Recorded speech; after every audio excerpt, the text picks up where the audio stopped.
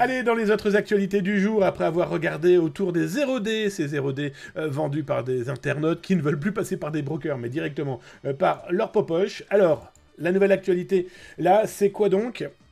Je vous ai découvert un espace tenu par au moins un spécialiste du phishing, de l'hameçonnage, bref, du piège par courrier électronique et site usurpateur, d'entreprises, de fournisseurs d'accès, d'espaces étatiques, de santé, que sais-je encore. Alors, je vous cache pas que des choses, j'en découvre énormément depuis plus de 30 ans, que la curiosité et la malveillance de certains malveillants continueront à m'épater, dans le mauvais sens du terme, hein, mais en tout cas, à me dire qu'ils ont vraiment que ça à faire tellement ça leur apporte de l'argent. Et je vous ai découvert, quoi donc? Je vais d'ailleurs vous mettre l'URL dans le chat sur Twitch, et si vous êtes sur YouTube, n'oubliez pas, c'est dans le descriptif là en dessous, juste après avoir follow la chaîne, etc., etc. Je suis en train de suivre une cyberattaque qui vise assez sobrement et simplement, comme dirait l'autre, la Poste. Ce pirate informatique, cet escroc, voilà, usurpe l'identité de la Poste, crée un phishing pour collecter les données, login, mot de passe, bref, un énorme classique. Je regarde, j'ai plein de petites techniques avec l'équipe du service Veizatas, veizatas.com pour ceux que ça intéresse, et il y a un truc qui apparaît, c'est que je réussis à accéder à la base de données de toutes les personnes ayant répondu à ce phishing. Alors, il y a effectivement des gens qui ont vu à 15 km que c'était un piège, donc ils lui disent. Il y a même une phrase qui m'a fait marrer en proposant aux pirates de trouver du boulot. Sauf que plus de 4500 personnes, des vraies personnes, ont donné leur identité, leur mail, fourni leur IP, oui, ils ont cliqué. Même ceux qui ont fait les malins, ils ont cliqué, ils ont fourni leur IP aux pirates. Je vous parle même pas, bien sûr, de ceux qui ont fourni leur mot de passe, et bien sûr, la double authentification, la fameuse 2FA, qui a permis, eh bien, à ce pirate, par exemple, de pouvoir se connecter à des espaces, bref, du phishing classique, sauf que là, on réussit à mettre la main sur la base de données de ce que le pirate a pu connecter. Alors, petite information, j'ai alerté l'intégralité des adresses mail que j'ai trouvé dans cette base de données, et j'ai prévenu tous les gens, je leur ai envoyé un mail descriptif simple et j'espère efficace.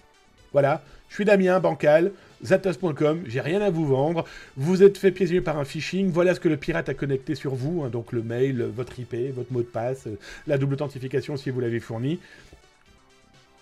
Corrigez-moi tout ça, changez vos mots de passe, bref, je vous ai alerté, vous alertez, c'est vous sauver, point barre, blablabla, blablabla. Je commence à gratter un petit peu le sujet. Je vais commencer un petit peu à aller voir qui est ce pirate. Pas très malin. Voilà, et ça a été fait un petit peu au-dessus de la jambe, mais il veut tellement produire rapidement et collecter de la donnée très rapidement. En une heure, le mec a quand même pu collecter, comme vous pouvez le voir, 4700, comme je l'ai écrit, plus de 4500 futures victimes. Je gratouille, je regarde, et via ce kit qu'il a utilisé, ce kit assez neuf, assez moderne, assez nouveau, me permet de le remonter, me permet de pas le retrouver physiquement, ni géolocalisant son ordinateur, ou en tout cas là où il a lancé sa cyberattaque, même si mon pif et certaines informations, dont le premier mail utilisé dans la base de données, parce que c'est lui qui a testé si tout fonctionnait bien, me fait dire que potentiellement Marrakech, ça a l'air pas mal. D'ailleurs, c'est une sublissime ville. Je fais un petit coucou à tous mes amis que j'ai là-bas, d'ailleurs. Bref. Et donc, je gratouille, je découvre qu'il est soit administrateur, en tout cas, il est membre d'un groupe de pirates informatiques dans lequel ils ont un espace de stockage où j'ai retrouvé exactement 47 000, plus de 47 000 phishing pièges différents. Oui, 47 000.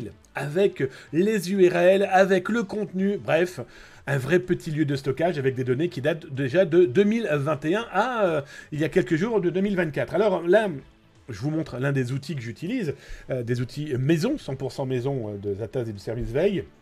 Et là, je vous montre 4216 adressemail.fr.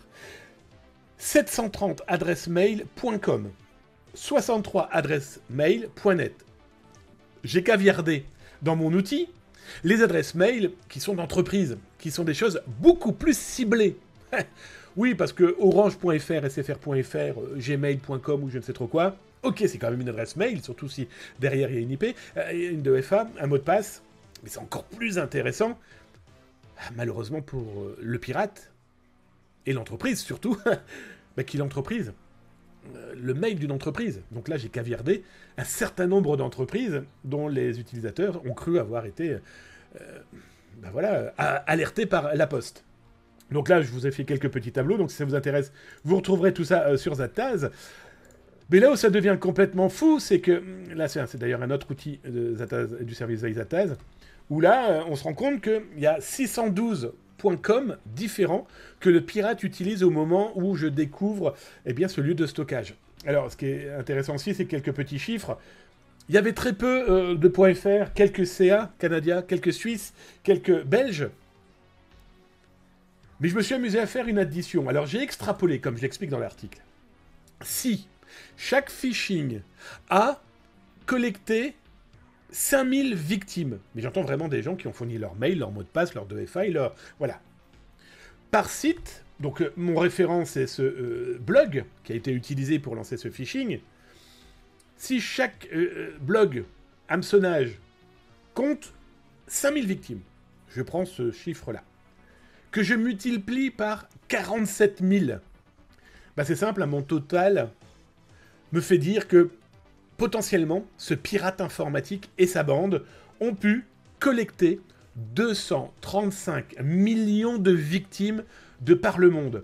Alors imaginez, 235 millions, les 235 millions de victimes, j'espère qu'elles n'ont pas toutes répondu en donnant de vraies informations. Et qu'elles n'ont pas répondu ensuite aux arnaques téléphoniques dites techniques du Halo.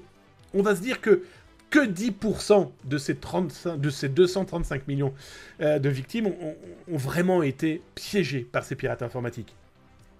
On est quand même à 23 millions d'internautes, hommes et femmes, qui potentiellement se sont retrouvés dans les mains de pirates et ils ont perdu l'intégralité de leur argent.